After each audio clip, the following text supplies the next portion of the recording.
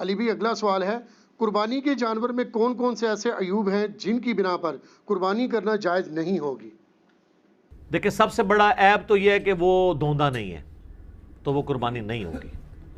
جو مسلم شریف میں حدیث ہے کہ صرف مسنہ کی قربانی ہوگی، دوندے کی، اور اگر تم دوندا نہ پاؤ تو جزع 1 سال کا کفایت کرے گا۔ اور جزع کے بارے میں امام ترمذی نے ساتھ لکھ دیا اس حدیث کے کانٹیکسٹ میں، کیونکہ ترمذی میں بھی حدیث ہے، مسلم میں بھی موجود ہے، ترمذی میں بھی، کہ جزع سے مراد بھیڑ اور دمبا یا مینڈا آتا ہے، بکری اس میں فال نہیں کرتی، نہ گائے اور اونٹ، تو دوندے کی قربانی ہوگی۔ یہ تو ہوگی ایک بیسک شرط۔ باقی جامعہ ترمذی، ابو داؤد، نسائی، ابن ماجہ میں کئی ایک احادیث ہیں جن میں نبی علیہ السلام نے فرمایا کہ کسی ایسے جانور کی قربانی نہ کرو جس کے کان کٹے ہوئے ہوں، سینگ ٹوٹا ہوا ہو، اس کے جسم پہ گوشت کم ہو، وہ لاغر ہو، وہ بیمار ہو، کوئی بھی اس کے اندر زہری عیب ہو، لنگڑا ہو۔ یہ سارے الفاظ ابو داؤد، ترمذی، ابن ماجہ، نسائی میں موجود ہیں۔ لنگڑا، سینگ ٹوٹا، لاغر، کانا، آنکھ نکلی ہوئی، یعنی جو ایک جانور کو دیکھ کے آپ کہہ سکتے ہیں یہ عیب ہے اس کے اندر، کان کٹا ہوا ہے۔ سینگ، بعض اوقات جینون کوئی ایسے بیل ہوتے ہیں جو جن کو ہم مونے بکریاں یا مونے بیل کہتے ہیں، جن کے وہ سینگ نہیں ہوتے ہیں، لیکن بعض اوقات ایسا بھی ہوتا ہے کہ ایک کا سینگ ٹوٹ گیا تو دوسرے کو وہ ریتی پھیر کے مونا کر لیتے ہیں۔ وہ ہم نے کسی ایکسپرٹ کو دکھانا ہے کہ یہ سینگ جو ہے یہ جینون مونا ہے یا یہ مونا کسی اسلامی بھائی نے بنا دیا ایسے، ٹھیک ہے، کیونکہ ایک سینگ ٹوٹا تھا تو دوسرا بھی توڑ دیا۔ اور اس کے بھی چانسز ہوتے ہیں کہ سینگ ٹوٹا ہوا اور وہ کسی طریقے سے اس کے اوپر کوئی ایڈہیسو لگا کے وقتی طور پہ اس کو جوڑ دیا جائے۔ تو یہ جب آپ یہ سینگوں والی بھی کوئی بھی جانور آپ لیں نا تو اس کو ذرا زور سے پکڑ کے کھینچ لیا کریں، کیونکہ یہ بے شک ایلفی سے بھی جوڑا ہو نا، وہ جھٹکا نہیں برداشت کرتی، الا یہ ہے کہ کوئی انجینئر ہو تو وہ اس میں کوئی پیچ فٹ کر دے، تو ظاہر ہے وہ تو آپ جتنا 2 بندے بھی کھینچیں گے سینگ نہیں ٹوٹنے لگا، یہ پاسبل ہے۔ یہ جس طرح آپ کو پتا دانت ٹوٹ جائے نا تو ڈرل کر کے نا اس کا وہ فیمیل پورشن نیچے رکھتے ہیں، میل پورشن اوپر سے اس کو وہ چوڑی کے ساتھ کس دیتے ہیں۔ اگر اس طرح کا کوئی ڈرل کر کے وہ نیچے اس کے کوئی پھنسا دی جائے اس طریقے سے اس کا فیمیل پورشن، اور اوپر سے سینگ میں وہ کر کے، تو پھر تو ظاہر آپ کھینچیں گے بھی تو نہیں جائے گا۔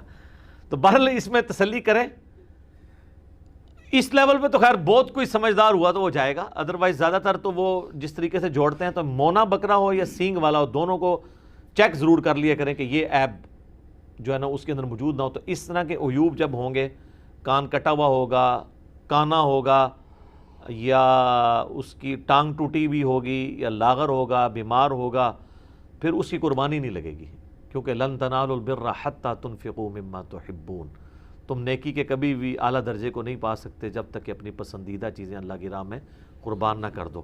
پارہ نمبر 4 کا آغاز ہی اسی سے ہو رہا ہے، سورۃ النساء کی آیت ہے۔ تو یہ جناب وہ عیوب ہے۔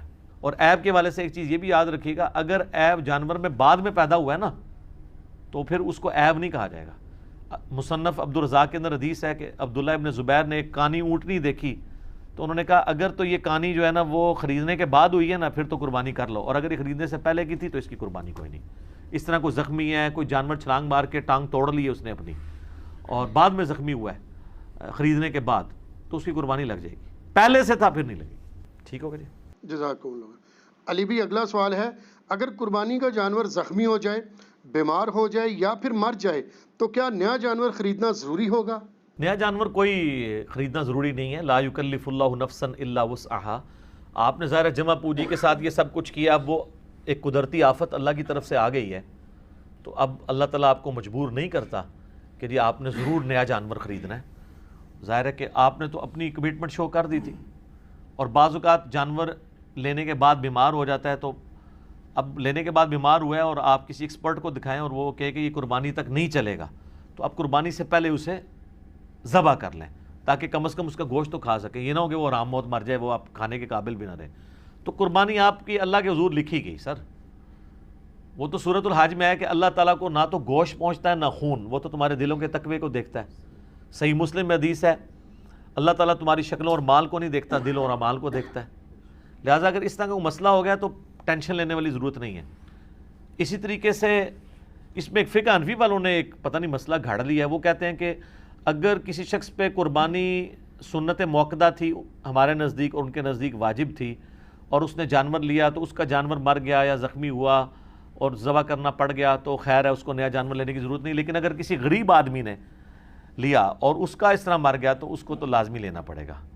یہ بالکل الٹ بات ہے نا، یعنی جو بالکل وہ اس بیچارے نے تو پہلے اتنی مصیبت سے لیا ہے، وہ کہتے ہیں اس لیے کہ اس نے جان بوجھ کے اپنے اوپر واجب کروا لیا ہے، کیونکہ انہوں نے ایک بنیادی غلط کھڑی کر لی تھی. تو وہ کہتے ہیں کہ اس کی وہ اس منت کی کیٹیگری میں فال کر جائے گا جیسے منت پوری کرنی ہی کرنی ہوتی ہے. تو منت اگر آپ نے پوری کرانی ہے تو منت توڑوا لیں اس سے، اور 3 روزے غریب سے رکھوا لیں، کیونکہ بخاری مسلم میں آتا ہے قسم توڑنے کا جو کفارہ ہے وہی منت کا کفارہ ہے. تو وہ بلکہ قرآن میں سورہ المائدہ کی آیت نمبر 89 کے اندر یہ کفارہ آیا ہے. 3 روزے رکھ لے بجائے کہ بیچارہ پھر پیسے جوڑنا شروع کرے. تو یہ بالکل باطل مسئلہ ہے. آپ کی قربانی ہو گئی، ٹھیک ہو گئی. جزاک اللہ. علی بھی اگلا سوال ہے، عموماً اہل سنت کے ہاں خصی جانور یعنی سیکشول ڈسیبل کی قربانی بڑے شوق سے کی جاتی ہے، جبکہ اہل تشیع ایسے جانور کی قربانی کو حرام سمجھتے ہیں. بلکہ اہل حدیث کا ایک فرقہ جماعت المسلمین بھی خصی جانور کی قربانی کو جائز نہیں سمجھتا. اس حوالے سے آپ کا کیا موقف ہے؟ دیکھیں، خصی جانور کے بارے میں یہ جو موقف ہے نا اہل تشیع کی طرف جو منسوب کیا گیا کہ وہ اس کو حرام سمجھتے ہیں، تو یہ ایک مت ہے جو ان کی پبلک کے اندر بھی ہے. آپ محقق شیعہ علماء سے پوچھیں تو شیعہ علماء کے اندر ان کے پرانے بزرگوں میں بھی 2 رائے پائی جاتی ہیں. ایک مطلقاً خصی جانور کی قربانی کو حلال سمجھتے ہیں، دوسرے جو ہیں اسے حرام کی کیٹیگری میں نہیں سمجھتے، وہ کہتے ہیں پریفریبل ہے کہ نہ کیا جائے. لیکن آپ کو پتہ ہے جب یہ معاملات آگے چلتے ہیں نا تو پھر زیادہ سختی آنا شروع ہو جاتی ہے دونوں طرف سے.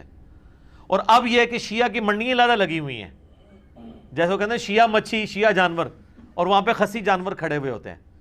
حالانکہ آپ شیعہ علماء سے میں نے باقاعدہ اس کے اوپر پوری ڈیبیٹ کی ہے، وہ کہتے ہیں جی ہمارا یہ کیٹاگوریکل موقف نہیں ہے، ہمارے ہاں 2 اقوال ہیں، اور جو دوسرے لوگ ہیں نا جو خصی کی جانور کی قربانی کو جائز نہیں سمجھتے وہ حرام کی کیٹیگری میں نہیں سمجھتے ہیں. وہ فتویٰ نہیں لگاتے کہ آپ کی ہوگی نہیں، وہ کہتے ہیں کہ بہتر ہے کہ یہ نہ ہو. جماعت المسلمین والے تو خیر بہت سخت ہیں، اہل حدیث کا ہی ایک ٹوٹا ہوا ایک سب سیکٹ آپ کہہ لیں، اور وہ کہتے ہیں چونکہ یہ بھی ایک عیب ہے جو جانور کے اندر موجود ہے. وہ کہتے ہیں انسان میں اگر یہ عیب ہو، خصی ہونا، سیکچولی ڈسیبل، تو یہ عیب ہے تو جانور میں کیوں نہیں ہے؟ یہ وہ لاجک پیش کرتے ہیں. دیکھیں اس معاملے میں میرا موقف پہلے کافی سخت تھا، لیکن میں نے ان 5-7 سالوں میں کافی اس کے اوپر ایمفسائز کیا ہے، تو میں اس رزلٹ پہ پہنچا ہوں کہ اس میں آپ کو سختی نہیں کرنی چاہیے. اگرچہ جب میرا سخت بھی موقف تھا نا تو میں نے اس وقت بھی کہا تھا کہ اگر کوئی قربانی دیتا ہے ہم اس پہ فتویٰ نہیں لگاتے، نہ اسے یہ کہتے ہیں کہ اس کی قربانی نہیں ہوگی. یہ اکتوبر 2012 میں میرا مسئلہ 52 ریکارڈ ہوا تھا. اللہ کا شکر ہے کہ میں جب کبھی بھی اجتہادی مسائل پہ بولتا ہوں نا تو میں اپنے لیے ایک راستہ ضرور باقی رکھتا ہوں، کیونکہ مسئلہ اجتہادی ہوتا ہے نا، نص قطعی تو نہیں ہوتا. تو بعد میں جب مجھے کبھی کسی موقف میں ڈھیلا موقف اڈاپٹ کرنا پڑے تو میرے لیے کوئی مسئلہ نہیں ہوتا، کیونکہ میں نے پہلے بھی کوئی سخت موقف نہیں اڈاپٹ کیا ہوتا. جیسے امام کے پیچھے فاتحہ کا مسئلہ ہے، میں نے اتنے شد و مد سے بیان کیا تھا، اس وقت بھی کہا تھا کہ جہری نمازوں میں جو امام کے پیچھے فاتحہ نہیں پڑھتے تو میں یہ نہیں کہتا ان کی نماز نہیں ہوتی ہے. خیر بعد میں اللہ نے شرح صدر کیا تو یہ سمجھ آئی کہ یہ جہری نمازوں میں پیچھے نہ پڑھنے والا عمل زیادہ بہتر ہے. تو مجھے ویڈیو ریکارڈ کراتے ہوئے بھی کوئی مسئلہ نہیں ہو رہا تھا، میں نے پہلے اس کو حلال حرام کا مسئلہ بھی نہیں بنایا تھا. خصی کے معاملے میں بھی یہی ہے. پہلے تو آپ اس کو سمجھ لیں کہ یہ خصی جانور کو عیب کے طور پر جن لوگوں نے دلیل کے طور پر پیش کیا ہے تو اس کی اصل دلیل تو ہے قرآن حکیم میں، سورہ نساء کی آیت نمبر 119، جس میں آتا ہے کہ شیطان نے کہا تھا کہ میں لوگوں کو ابھاروں گا کہ یہ جانوروں کے چیریں گے، بتوں کے نام پہ چھوڑتے تھے. اس میں آگے الفاظ ہیں وَلَآمُرَنَّهُمْ فَلَيُغَيِّرُنَّ خَلْقَ اللَّهِ، میں انہیں ضرور ابھاروں گا کہ تیری بنائی ہوئی تخلیق کو یہ بدلیں گے. تخلیق بدلنے میں ہر وہ کام داخل ہے جو نیچر کو آپ ہٹ کے کوئی کام کرتے ہیں، چاہے وہ کان چیر دیں، چاہے وہ آپ سینگ توڑ دیں کسی کا، ٹھیک ہے. اور اسی کیٹیگری میں تفسیر تبری جو اہل سنت کی پہلی تفسیر ہے ابن جریر تبری کی، انہوں نے اسی آیت کے کانٹیکسٹ میں لکھا ہے صحیح سند کے ساتھ کہ انس ابن مالک کہا کرتے تھے، ابو صحابی رسول ہیں، سنی شیعہ سے بلند ہیں وہ، کہ جانور کو خصی کرنا اس کی تخلیق کو بدلنا ہے. مصنف عبد الرزاق میں، المصنف ابن ابی شیبہ میں، سنن الکبریٰ البیہقی میں. سر ان 3 کتابوں کے نام یہ رٹ لیں آپ. یہ 3 کتابیں جس میں آپ کو صحابہ اور تابعین کے اعمال اور افعال مل جائیں گے. مصنف تو کہتے ہی اس کو ہیں جس میں کثرت کے ساتھ صحابہ اور تابعین کے ہوں. مصنف ابن ابی شیبہ، مصنف عبد الرزاق اور سنن الکبریٰ البیہقی. اس میں آپ کو کئی تابعین کا ملے گا کہ وہ جانور کو خصی کرنے کو حرام سمجھتے تھے، اور کئی کہتے تھے یہ جواز کی حد تک ٹھیک ہے. امام احمد بن حنبل سے مسائل احمد ان کی کتاب ہے جس میں ان کے فتاوی ہیں، ان سے پوچھا گیا تو وہ کہتے ہیں میں اللہ سے امید کرتا ہوں کہ خصی جانور کی قربانی درست ہوگی. وہ بھی کانفیڈنس سے نہیں کہتے. رہے ہمارے اہل سنت میں تو وہ ایک حدیث کو لے کے پھر رہے ہیں جو سنن ابی داؤد میں، اور روایت تو ضعیف ہے، کہ نبی صلی اللہ علیہ وآلہ وسلم نے 2 چتکبرے سینگوں والے مینڈے، کالا چٹا یعنی ان کے اوپر وہ بنے ہوئے تھے نشانات، وہ قربان کیے جو خصی بھی تھے. یہ ابو داؤد میں حدیث ہے. اس کا ایک حصہ تو صحیح مسلم میں ہے کہ آپ علیہ السلام نے 2 چتکبرے مینڈے سینگوں والے قربان کیے، اور آپ نے ان کو پہلو کے بل لٹا کے ان پہ پاؤں رکھ کے بسم اللہ واللہ اکبر تکبیر پڑھ کے ان کو ذبح کیا. اور مسلم شریف میں الفاظ ہیں، آپ نے ساتھ یہ بھی کہا اللہم تقبل من محمد و آل محمد و امت محمد، اے اللہ اسے قبول کر لے محمد، آل محمد اور امت محمد کی طرف سے صلی اللہ علیہ وآلہ وسلم اجمعین. تو اس حدیث کہ یہ الفاظ تو بخاری مسلم میں ہے. یہی حدیث ابو داؤد میں آتی ہے نا، اس میں خصی کے الفاظ بھی ہیں کہ 2 سینگوں والے چتکبرے اور خصی، لیکن وہ روایت ضعیف ہے. اس میں محمد بن اسحاق مدلس ہیں اور ان سے روایت کر رہے ہیں، اور سما کی تصریح نہیں ہے. اس لیے یہ حدیث مشکات میں جب آئی ہے نا، 1461 نمبر ہے مشکات میں، 1461. اس کے فٹ نوٹ پہ شیخ زبیر صاحب نے لکھا ہے اس حدیث کے کانٹیکسٹ میں کہ یہ حدیث جو ہے وہ ضعیف ہے خصی والے الفاظ کے ساتھ، باقی سارے الفاظ ثابت ہیں. لہذا وہ زبیر صاحب کا جو پرانا کوئی حکم کہ یہ ابو داؤد میں لگا ہوا تھا نا، تو اس کو آپ چینج سمجھیں. وہ انوار الصحیفہ کے اندر جو سنن اربعہ کی تحکیم ہے اس میں بھی انہوں نے اس کو ضعیف کہا ہے. تو یہ حدیث تو ہے ضعیف. اب یہ محمد بن اسحاق تو مشہور مدلس ہے، اور اہل حدیث کے ہاں تو یہ مدلس ہونے کی وجہ سے ان کی روایت جو ہے ضعیف ہے، جو مسلم کے مقدمے میں ہے کہ مدلس کی ان والی روایت سما کی تصریح کے بغیر ضعیف ہے. رہے حنفی تو حنفیوں کے ہاں تو محمد بن اسحاق ویسے ہی ضعیف راوی ہے. وہ کہتے ہیں صرف اس کی تاریخ میں باتیں لی جائیں گی، کیونکہ امام المغازی ہے، سیرت ابن اسحاق پہلی سیرت کی کتاب یہی لکھی گئی ہے، انہوں نے لکھی ہے. یہ تابعی ہیں، انس ابن مالک کے شاگرد ہیں. سیرت ابن شام اس کی تلخیص کی گئی ہے بعد میں امام ابن شام نے. وہ جو فاتحہ خلف الامام والی حدیث ہے نا ابو داؤد کی، کہ فجر کی نماز میں بھی صحابہ پیچھے پڑھ رہے تھے تو آپ فرمایا صرف فاتحہ پڑھو، اس حدیث کو تو صحیح کہتے ہیں اہل حدیث. تو اس وقت حنفی ان کو یہ جواب دیتے ہیں کہ اس میں محمد بن اسحاق ہے اور وہ ضعیف راوی ہے، اور خود یہ خصی والی حدیث جو ہے محمد بن اسحاق والی پیش کر رہے ہیں. دیکھا آپ نے 2 نمبری، یہی 2 نمبری اس میں کی ہوئی ہے جو ابو داؤد میں حدیث ہے نا کہ عبداللہ بن عمر بن عاص جن کو وہ دعا یاد نہیں ہوتی تھی ان کے گلے میں تختی لٹکا دیتے تھے. تو وہ تقی عثمانی صاحب بھی بیان کر رہے تھے، میں نے کہا تھا سر اس کو دیکھ لیں، پہلے تو آپ نے نام ہی غلط لیا ہے، عبداللہ بن عمر نہیں ہے، عبداللہ بن عمر بن عاص ہے، جس کو اردو میں عمرو لکھا جاتا ہے. اور دوسرا یہ ہے کہ اس میں تو محمد بن اسحاق ہے جو آپ کے نزدیک ضعیف ہے، تو آپ یہ روایت کس طرح آگے بیان کر رہے ہیں کہ تعویذ لٹکاؤ گلے کے اندر. تو محمد بن اسحاق مدلس ہیں، ان سے روایت کر رہے ہیں، لہذا یہ روایت ہوگی ضعیف. اور اس کو اہل حدیث کہیں پیش ہی نہ کریں آپ کہ وہی خصی جانور قربانی کی، خصی جانور کی قربانی کی. اسی وجہ سے جماعت المسلمین والوں کا یہ موقف ہے کہ خصی جانور قربانی نہ کی جائے.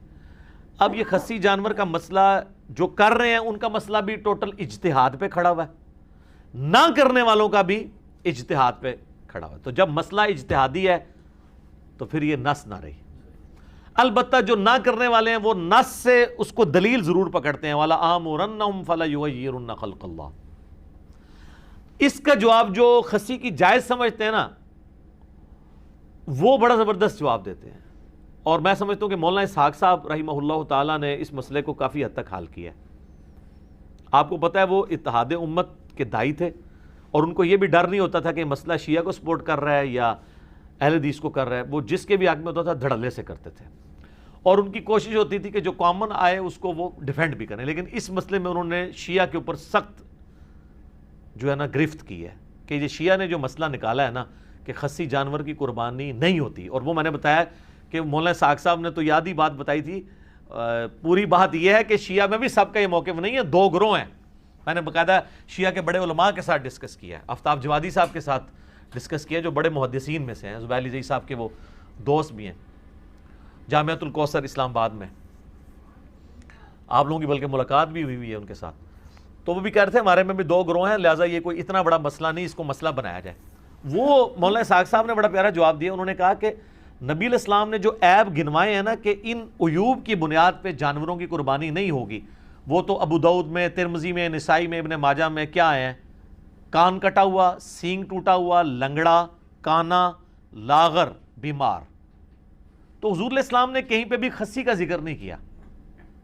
اگر یہ مسئلہ اتنا ہی ہوتا تو کسی حدیث میں تو آ جاتا نا کہ خصی بھی وہ عیب ہے کہ جس کی وجہ سے قربانی نہ کی جائے.